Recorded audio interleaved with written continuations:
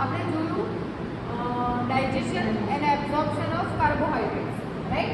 Now next is metabolism of carbohydrates. So what is metabolism? Energy. हाँ कारण નથી ને આ તારા માટે લખ્યું છે what is metabolism of carbohydrates. So metabolism means what? તો આપણે જે પણ ફૂડ જે પણ ખાધું હશે તો food substance will undergo chemical process, chemical changes, and then we will get energy from that particular food, right? तो हमने जो भी खाना खाया है वो तभी यूजफुल है ना जब उसमें से हमें एनर्जी मिलेगी. हम खाना इसीलिए खाते हैं कि ताकि उसमें से हमें एनर्जी मिले, राइट? तो जो भी हम लोग खाना खाते हैं उसमें से हमें एनर्जी मिलती है. देन फाइनल जो एक है हमारा वो कैसे खत्म होता है उसको बोलते हैं मेटाबॉलिज्म.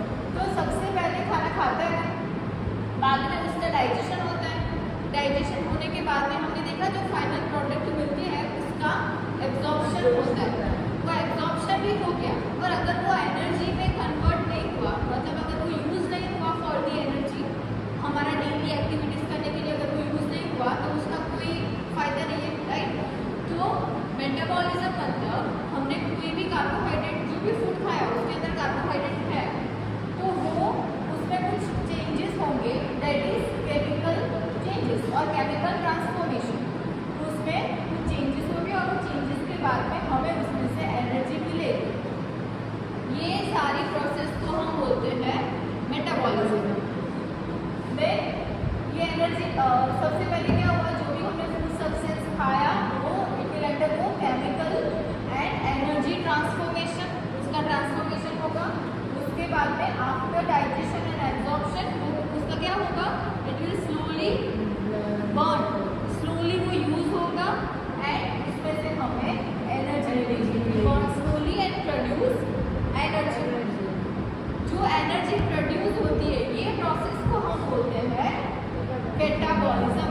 तो दो वर्ड है यहाँ पे, first word is catabolism and दूसरा है एनाबॉलिज्म. ये दोनों पता होना चाहिए, ये बायोकेमिस्ट्री में भी आएगा. सो कैटाबॉलिज्म मीन्स हमने जो भी खाना खाया उसकी जो भी प्रोसेस जो भी होती है वो प्रोसेस होने के बाद में लास्ट में उसका स्लोली एब्जॉर्प्शन हुआ. एब्जॉर्प्शन होने के बाद में उसमें से हमें एनर्जी मिली. तो जो एनर्जी मिली वो उसको हम बोलेंगे मेटाबॉलिज्म, राइट? और अभी एनर्जी तो हमें मिल गई पर हमने सारी एनर्जी तो यूज़ नहीं की. कभी कभी क्या होता है कि हमें एनर्जी तो मिलती है पर अगर हमारी लाइफस्टाइल ऐसी है कि हम ऐसे ही बैठे ही रहते हैं, है ना, इतनी कुछ फिजिकल एक्टिविटी नहीं है करने के लिए, तो क्या होगा, वो सारी एनर्जी यूज़ तो नहीं होगी. तो यूज़ नहीं होगी तो क्या होगा, so part of released energy will utilize for physiological action. कुछ एनर्जी उसमें से यूज़ होगी फॉर द फिजियोलॉजिकल एक्शन, मतलब हम जो भी चलते हैं कुछ भी एक्टिविटी करते हैं, अगर कुछ नहीं कर रहे तो हमारा डाइजेशन होता है, फिर हमारा ये हम ब्रीदिंग करते हैं, मसल का जो कॉन्ट्रैक्शन रिलैक्सेशन होता है. जैसे हमने नॉर्मल पानी का ग्लास भी ऐसे लिया तो पानी के ग्लास को भी पकड़ा तो भी मसल का कॉन्ट्रैक्शन हुआ, रिलैक्सेशन हुआ, मतलब ये सारी क्या हो गई हमारी फिजियोलॉजिकल एक्शन. तो ये सारे फिजियोलॉजिकल एक्शन में part of release energy will get used. इसमें क्यों ऐसा बोला है कि पार्ट ऑफ रिलीज एनर्जी, क्योंकि सारी एनर्जी जो यहाँ पे प्रोड्यूस हुई है वो यूज़ नहीं हो रही है, राइट? कुछ एनर्जी बच भी जाती है अगर हमारी फिजिकल एक्टिविटी, इसलिए बोलते हैं ना कि जितना हम खाना खाते हैं अगर उससे कम एक्टिविटी करते हैं तो हमारा वेट बढ़ता है. तो क्यों बढ़ता है, क्योंकि यहाँ पे हमने यूटिलाइज की एनर्जी कम है और खाई है वो एनर्जी ज़्यादा है, राइट? तो part of released energy will get utilise for the physiological action. और जो दूसरी जो बच गई है जो हमने यूज़ नहीं की हुई है that will stored in the tissue, वो टिश्यू के अंदर स्टोर हो जाएगी. फिर इन केस ऑफ स्टार्वेशन, जब भी हम फास्ट रखते हैं फॉर एग्जांपल, है ना, अगर हमने फास्ट रखा उस दिन 1-2 दिन के लिए शायद हमने कुछ भी नहीं खाया तो तभी एनर्जी कहाँ से मिलेगी, ये जो स्टोर हुआ है टिश्यू के अंदर वो स्टोर वाली एनर्जी हमें मिलेगी. तो ये जो यूटिलाइज नहीं हुई है वो एनर्जी जो स्टोर्ड है इन द टिश्यू उसको हम बोलते हैं एनाबॉलिज्म. ठीक है, मेटाबॉलिज्म मतलब जो भी हमने खाया उसमें से जो एनर्जी प्रोड्यूस हुई वो सारी एनर्जी को हम बोलते हैं मेटाबॉलिज्म। फिर उसमें से कुछ एनर्जी हमने यूज़ की और कुछ एनर्जी हमने यूज़ नहीं की, तो जिसको हमने यूज़ नहीं की वो स्टोर होगी इन दी टिश्यू। तो वो जो टिश्यू में स्टोर हुआ है उसको हम बोलेंगे एनाबॉलिज्म। ठीक है, अभी अभी हमारा जो मेन टॉपिक था मेटाबॉलिज्म ऑफ कार्बोहाइड्रेट। तो कार्बोहाइड्रेट हमने देखा था एब्जॉर्प्शन में कि कहाँ पे वो स्टोर होता है, कहाँ पे एब्जॉर्ब होता है मैक्सिमम। तो ये जो था एब्जॉर्प्शन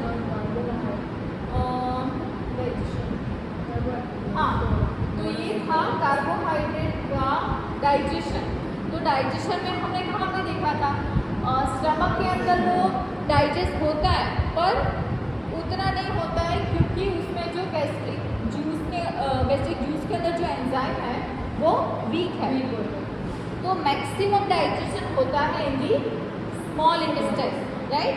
तो मतलब कि स्मॉल इंटेस्टाइन के अंदर इसका एब्जॉर्प्शन हुआ। एब्जॉर्प्शन में भी हमने देखा था कि एब्जॉर्प्शन होता है और 3 टाइप्स में, मतलब ग्लूकोज, गैलेक्टोज एंड फ्रुक्टोज। इसमें वो एब्जॉर्ब हो जाता है। ये 3 फॉर्म में हमारा कार्बोहाइड्रेट जो है वो एब्जॉर्ब होता है। तो मतलब कि स्मॉल इंटेस्टाइन के अंदर ये कार्बोहाइड्रेट एब्जॉर्ब हुआ है in the form of glucose, galactose and fructose. ठीक है, स्मॉल इंटेस्टाइन में एब्जॉर्ब हुआ है तो अभी मेटाबॉलिज्म भी चालू होगा फ्रॉम दी स्मॉल इंटेस्टाइन, क्योंकि क्या ये एब्जॉर्ब करूँ છે તો એનર્જીનું કન્વર્ઝન ત્યાંથી ચાલુ થશે ને, राइट। तो स्मॉल इंटेस्टाइन के अंदर वो है, स्मॉल इंटेस्टाइन में हमने देखा था कि 3 मतलब मोनोसेकेराइड में वो कन्वर्ट हो जाता है। तो उसमें से 80% होता है ग्लूकोज, राइट। देखा था ना, वो याद है। हाँ, ये रहा। तो फाइनल प्रोडक्ट हमारी थी मोनोसेकेराइड, उसमें से ग्लूकोज था 80%, गैलेक्टोज एंड फ्रुक्टोज दोनों मिला के था 20%। तो अभी जो हमारी मैक्सिमम जो प्रोडक्ट थी दैट इज ग्लूकोज। जो ग्लूकोज थी वो ग्लूकोज जाती है इनटू द सिस्टमिक सर्कुलेशन, मतलब ब्लड में एब्जॉर्ब हो जाएगी।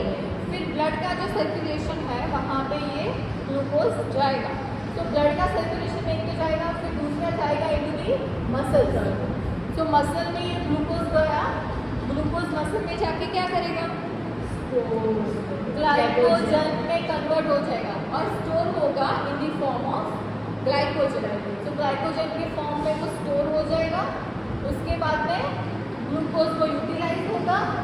फिर ग्लूकोज यूटिलाइज हो जाएगा तो उसके बाई प्रोडक्ट क्या है, मतलब ग्लूकोज को हमने यूज़ किया, ग्लूकोज को हमने यूज़ कर दिया तो उसके बदले में कोई एक प्रोडक्ट मिलेगी। जैसे हम बनाना खाते हैं, बनाना हम लोग खा गए, उसकी बाई प्रोडक्ट क्या मिली, छिलका, है ना, छिलका रह गया, बनाना खा गए। तो वैसे ही इसमें ग्लूकोज यूज़ हो गया तो अंत में लास्ट में क्या बचा, पाइरुविक एसिड।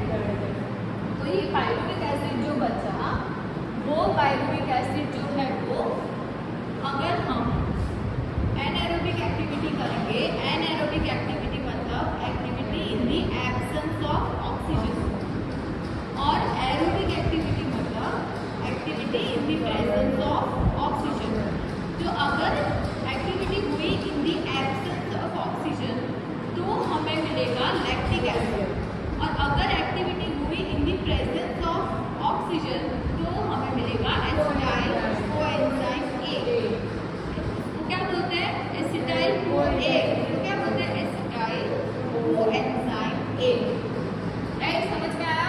फिर देखो पाइरुविक एसिड है, फिर पाइरुविक एसिड से अगर एनाएरोबिक एक्टिविटी हुई, मतलब एक्टिविटी कोई भी हमारे बॉडी में हुई इन दी एब्सेंस ऑफ ऑक्सीजन तो क्या मिलता है, हमें लैक्टिक एसिड मिलता है। और अगर एक्टिविटी हुई इन दी प्रेजेंस ऑफ ऑक्सीजन तो क्या मिल गया, एसिटाइल कोएंजाइम ए। अभी ये एसिटाइल कोएंजाइम ए है वो यूज होगा फॉर दी क्रेब्स साइकिल। ये बायोकेमिस्ट्री में आया होगा, है ना, क्रेब्स साइकिल। और क्रेब्स साइकिल से हमें क्या मिलता है, एनर्जी प्रोड्यूस हो सकता है, राइट। फिर दूसरा वाला रह गया लैक्टिक एसिड, तो लैक्टिक एसिड जो है वो जाएगा इनटू दी सिस्टमिक सर्कुलेशन, वो ब्लड के अंदर एब्जॉर्ब हो जाएगा और वो सिस्टमिक सर्कुलेशन के अंदर एंटर हो जाएगा। अभी वो सिस्टमिक सर्कुलेशन में एंटर हो गया, उसके बाद में वो ब्लड के थ्रू चला जाएगा इनटू दी लीवर, फिर the process of gluconeogenesis. Lactic acid है, बाद में ग्लूकोनियोजेनेसिस की प्रोसेस होगी, उसमें वो लैक्टिक एसिड यूज होगा और फिर उसका कन्वर्जन हो जाएगा ग्लाइकोजन में। जब भी वो लिवर में जाएगा तभी उसका ग्लाइकोजन में कन्वर्जन हो जाएगा। फिर लिवर में ये ग्लाइकोजन आ गया, ग्लाइकोजन अभी दो पार्ट में डिवाइड होगा, अमीनो एसिड एंड ट्राइग्लिसराइड्स। अब ये अमीनो एसिड हमने देखा था प्रोटीन में कि जब ये प्रोटीन का मेटाबॉलिज्म होता है तो प्रोटीन का डाइजेशन होता है, एब्जॉर्प्शन होता है, तो उसकी लास्ट प्रोडक्ट हमें क्या अमीनो एसिड, राइट। तो इसमें भी लिवर में हमें दो मिलेगा, अमीनो एसिड है, ट्राइग्लिसराइड्स। फिर दूसरा है tissues other than muscle. Muscle का तो हमने यहाँ पे देखा कि मसल में तो क्या होता है, ग्लूकोज यूज हो जाता है, उसके बाद में पायरुविक एसिड मिलता है, पायरुविक एसिड का एनर्जी में कन्वर्जन होता है, ये सब जो हमने देखा, राइट। तो अभी अलग जो अदर टिश्यूज है अदर देन मसल, मतलब लिगामेंट्स है, राइट, तो वो सब का कैसे क्या होता है उसमें। तो ये जो सिस्टमिक सर्कुलेशन में ग्लूकोज है, जो ग्लूकोज यहाँ पे स्मॉल इंटेस्टाइन में था, राइट, उसको ब्लड ने एब्जॉर्ब कर लिया, ब्लड ने एब्जॉर्ब कर लिया, बाद में वो सिस्टमिक सर्कुलेशन में एंटर हो गया, मतलब ब्लड तो हर जगह पे जाता है, राइट। तो उसके ब्लड के थ्रू ये जो ग्लूकोज है वो हर एक जगह पे सर्कुलेट करता है, इसीलिए उसको बोलते हैं सिस्टमिक सर्कुलेशन। तो वो सर्कुलेट करता करता गया into the other soft tissue other than muscle, muscle इसमें काउंट नहीं होगा, दूसरे सारे सॉफ्ट टिश्यूज इसमें आ जाएंगे। तो वहाँ पे गया ग्लूकोज, तो ग्लूकोज यहाँ पे चला गया, बाद में क्या होगा, जो ब्लड के अंदर अभी ऑक्सीजन भी है, हमने लंग्स में से मतलब यहाँ से ऑक्सीजन लिया, फिर वो लंग्स में गया, फिर वो भी ब्लड उसको भी एब्जॉर्ब कर लेता है और बॉडी के अंदर सर्कुलेट करता है, पता नहीं ये रेस्पिरेटरी में आया था।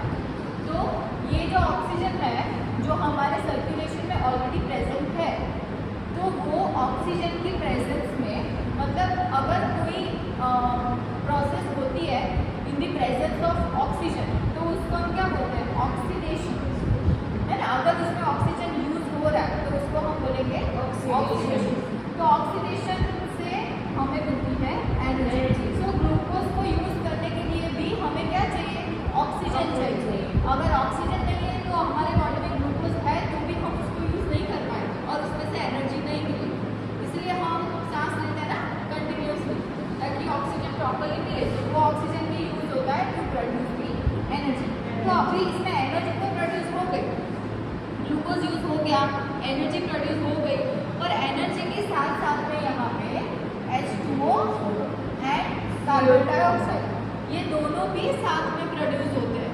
तो अभी हमारे बॉडी को कार्बन डाइऑक्साइड की ज़रूरत नहीं है ना, तो क्या करेंगे अभी, तो ये H2O एंड कार्बन डाइऑक्साइड है वो फिर से चला जाएगा इनटू दी सिस्टमिक सर्कुलेशन। तो ये वापस यहाँ से यहाँ सिस्टमिक सर्कुलेशन में चला गया, फिर सर्कुलेशन में से वो जो ब्लड है वो लंग्स में भी जाएगा, तो लंग्स में जाएगा तो लंग्स में क्या होगा, कार्बन डाइऑक्साइड रिमूव हो जाएगा, जिसे हम एक्सहेल करके बॉडी से बाहर निकाल देते हैं। समझ में आ गया। तो क्या था इसमें, सबसे पहले ग्लूकोज कहाँ पे आता था, क्या था, ये कौन सा टॉपिक है, कार्बोहाइड्रेट। क्या कार्बोहाइड्रेट, मेटाबॉलिज्म कार्बोहाइड्रेट। तो उसमें स्मॉल एसिड है वो एब्जॉर्ब होता था, फिर वहाँ से कहाँ जाता था, मसल्स में। तो मसल्स में मतलब सिस्टमिक सर्कुलेशन में जाता है, मसल में जाता है, तो मसल में जो ग्लूकोज गया वहाँ से क्या हुआ, स्टोर करेगा, स्टोर हुआ in the form of glycogen, बाद में उसमें ग्लूकोज यूटिलाइज हो गया और पायरुविक एसिड में से मिला। फिर पायरुविक एसिड है वो अगर एक्टिविटी होती है in the presence of oxygen तो क्या होगा, एसिटाइल कोएंजाइम ए प्रोड्यूस होगा। फिर एसिटाइल कोएंजाइम ए है वो कहाँ पे यूज होगा, एनर्जी प्रोड्यूस होगी। फिर अगर एक्टिविटी हुई in the absence of oxygen तो क्या होगा? लैक्टिक एसिड फॉर्म होगा। कभी भी जब भी हमारा एनारोबिक एक्टिविटी होती है तब भी लैक्टिक एसिड फॉर्म होता है हमारे मसल में, है ना। तो ये लैक्टिक एसिड कहाँ जाएगा? सिस्टमिक सर्कुलेशन में, उसको ब्लड जो है वो एब्जॉर्ब करेगा। अभी सर्कुलेशन में से उसको ग्लूकोनियोजेनेसिस की प्रोसेस से लिवर के अंदर लैक्टिक एसिड से ग्लाइकोजन में कन्वर्जन होगा, और अभी ये जो ग्लाइकोजन है वो कन्वर्ट होगा अमीनो एसिड में और ट्राइग्लिसराइड्स, और इसमें से एनर्जी प्रोड्यूस होगी। फिर है दूसरे टिश्यूज अदर देन मसल, उसमें क्या हुआ? जो ये सर्कुलेशन में ग्लूकोज था वो ग्लूकोज ब्लड के अंदर सर्कुलेट करता करता ये टिश्यू सॉफ्ट टिश्यू तक गया। फिर हमारे सर्कुलेशन में ऑक्सीजन भी है, तो ऑक्सीजन साथ में मिलके ऑक्सीडेशन की प्रोसेस से एनर्जी प्रोड्यूस होती है। बट एनर्जी के साथ साथ में और क्या प्रोड्यूस होता है? H2O and CO2, carbon dioxide. तो अभी ये कार्बन डाइऑक्साइड तो हमारा काम कर रही है कुछ, राइट। तो ये H2O एंड कार्बन डाइऑक्साइड वापस